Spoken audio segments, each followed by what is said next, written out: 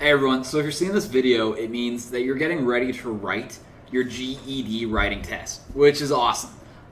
The writing test itself is a little bit different. There's an essay involved, and the essay usually scares a lot of people. It's math in the essay that really people become hesitant of writing their GED. But if you know how to write an essay, it's really not that hard. And the writing test itself, if you know the tips and tricks, can be easier than the other tests.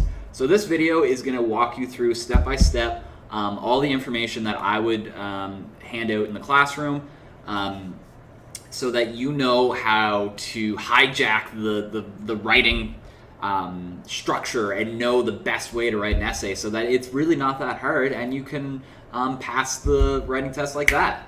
So let's get into it. All right, so the first thing I'm going to discuss is the scoring for the written GED. So the writing GED test has 50 multiple choice questions, but unlike the other tests, there is a written component. So you'll type this out on the test, but they're going to ask you to write an essay. They're going to give you a topic, and you're going to have to write an essay. Now, how well you do on that essay will determine how many questions you have to get right. So you know that the number to pass the GED test is that magic number of 450. So that varies depending on how well you did on the essay.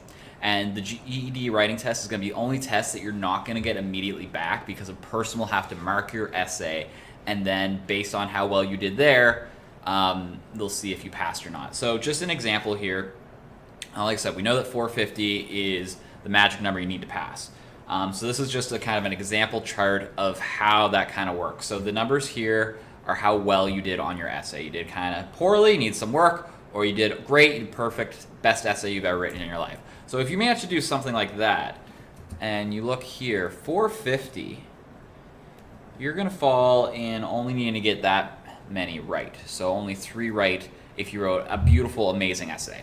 Now, this is only out of 25. The actual test is out of 50. So these numbers might vary a little bit, but you'd probably not need to get nearly as many questions right as if you wrote a perfect essay. If you wrote an okay essay, it pops up to 5. If you wrote not a bad one, 9. If you're kind of starting to struggle a bit, you can see that you need to get 16 multiple choice questions right. And then if you wrote a really poor essay, it's going to be all the way up to 20, which is going to be 40 out of 50, which is quite a few more questions right. So this is how the scoring of the GED writing essay works. So the first bundle of sheets that I want you to take a look at is writing topics. So for the GED test, they're going to give you a topic, and you have to write about that topic. One of the main things that you're going to get marked on is staying on topic. So you have to write about whatever the topic is that they give you. So one of the things that we've done as an organization is, after a student goes, writes, and passes their test, we ask them, what did they ask you? And we've collected these. So every time a student goes and writes, we've collected what the topic is. So we have the better part of 60 to 70 different topics here. You'll get this in your GED bundle. And what I highly recommend that you do is, after you learn how to write an essay, go through every single one of these topics, and just for a minute or two, think about what you would write about if that topic popped up. So that's going to be very beneficial, because one of the huge issues that somebody has is they finish their multiple choice, and then they get to the writing essay part, and they freeze. They see a topic and they have no idea how to respond to that. But if you take some time and look at all these essay topics, you might get lucky and have one of them, or at least have been used to thinking about ideas of writing essays on very diverse topics. The next bundle we have is a step-by-step guide on how to write an essay. It talks about your planning, your organization, how to write it itself, evaluation, and revision. Now you can see here there is 17 steps. Not saying that you have to do all these steps every time you write an essay, but if you get in the habit of kind of working in this manner, you're going to be more better off at writing an essay that's going to get you a higher mark. So a lot of people struggle and not know where to start. This is a great place of working through it. And it also lines up perfectly with the GED book on how they recommend to write an essay. So I would highly recommend at least writing a few essays and following this to the T so that you can really improve your writing skills. So what we have next is the rubric, the marking chart. This is the exact chart that somebody is going to use to mark your essay. So there's a couple pages here. This is front and back, as well as a secondary one to look over here. But this is what they use. So really what you want to do is write an essay and make sure that you're checking all of these boxes, that your essay kind of falls in this 2 or 3 category. A great way to do that is to look at this check sheet in the back here and make sure that you are doing this each time in your essay. So write an essay, pull this out and see if you're accomplishing these things. They're very important. So if you're able to check yes on all of these, you're going to have a very high marked essay, which is going to mean that you need to get fewer multiple choice questions right, which means that you're going to be more likely to pass your exam successfully. The final thing I'm going to discuss in your kind of material package that I'm handing you is the basic essay structure. Now, this is the most important part, in my opinion, of writing an essay. You get so many of your marks based on how you format your essay. So you want to do it properly and in this manner each time. If you follow this kind of structure of writing an essay, you are going to be very easily able to get a high mark. So the next part of the video is going to be me explaining how this structure works with an example on the board. So please follow this. It is some of the most important stuff, and if you get this down, you're going to be able to pass the test.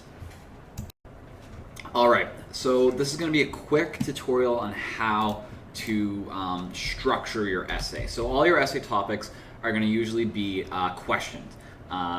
This is a very basic one. Probably not going to get this one on the exam, but I think it's simple and really shows how easy it is to do it. So a lot of the questions might be, why is it important to get your GED? How has the internet changed your life? All kind of things like this. So they're questions. So the first thing you need to decide is what your thesis statement is going to be. So your thesis statement is, what are you writing about? So in this, it's pretty basic. You're going to pick, are cats better than dogs or dogs better than cats? For this one, we're going to go, dogs are better than cats. That is what you should start with. That is your thesis statement. It is clearly saying what your essay is going to be about. It's the number one thing to do. And if you look on the rubrics, it's going to be there. So you want to clearly state what you are writing about. Dogs are better than cats. You're then going to go on to complete your thesis sentence, which is your thesis statement along with your reasons. So you're going to come up with 3 reasons why dogs are better than cats. So dogs are better than cats because they can have jobs, show more love, and have lots of different breeds. So you've now just done a thesis statement as well as a thesis sentence. You're saying what you were writing about and have given 3 reasons that justify what you're writing about. So what I want you to do is look down here. This is the structure and assessment. Your first paragraph, you're going to write 5 paragraphs every time for an essay. It's going to start with an introduction, have 3 body paragraphs followed by a conclusion. First body paragraph is going to be all about have jobs. You're going to talk about why dogs with jobs make them better than cats. The second paragraph is all going to be about how them showing more loves makes them better than cats. And you guessed it, the third paragraph is going to be all about dogs having lots of breeds making them better than cats. And then you're going to file with a conclusion. So I'll just finish up the introduction here. And when you're writing your essays, keep in mind that they don't have to be hundreds and hundreds of words long. If you make your introduction and conclusion paragraph 3 sentences long and your body paragraphs anywhere from 5 to 7 sentences long, that's more than enough. You can easily write an essay that's going to get you a great mark in 1 page. So dogs are better than cats because they can have jobs, show more love, have lots of different breeds. This essay will clearly demonstrate that dogs have always been the best pet to have, period. I would claim that is a successful introduction paragraph. You state your thesis statement and gave a little bit more information than that. You don't want to keep it so bare bones that it's just like point form. You want to have a little bit of substance in there to kind of round it out. You're then going to hop to our next paragraph. Dogs that have jobs, and then you go on and you write a whole paragraph about dogs with jobs. You then skip down, you do your next one, more love, and write a whole paragraph on why dogs showing more love makes them the best pet. You're going to skip down and you're going to do your third paragraph on different, more breeds, and write a whole paragraph on how dogs with more breeds make them better animals.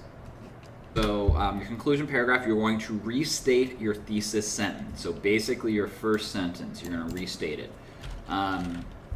You can change around the words a little bit, just so you're not completely repeating yourself, but you can say dogs